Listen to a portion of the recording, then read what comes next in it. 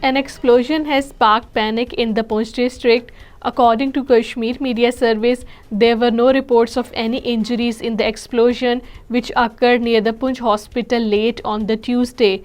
The blast was reported in a lane adjacent to a religious place in the vicinity of the district hospital in the Poonch town, causing panic among the locals, said the police officials. Justice remains elusive for the family of the martyred human rights activist and lawyer Jalil Andrabi even after 28 years. This stands as an example of impunity and violation of the family rights of justice.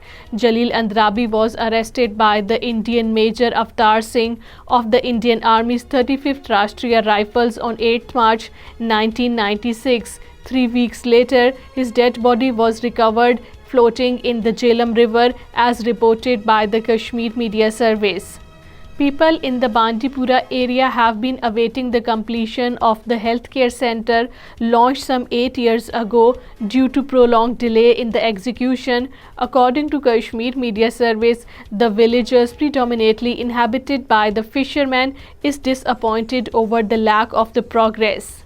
A member of the Indian Central Reserve Police Force took his own life in the South Kashmir Shopian district. According to Kashmir Media Service, the CRPF man committed suicide by shooting himself with his service rifle in the Reshipura area of the district on Wednesday.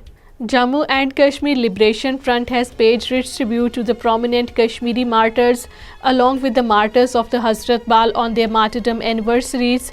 According to Kashmir Media Service, in a press release from the Central Information Office, the JKLF hailed the martyrs as the Kashmiri people's assets and the beacon of their struggle for Kashmir.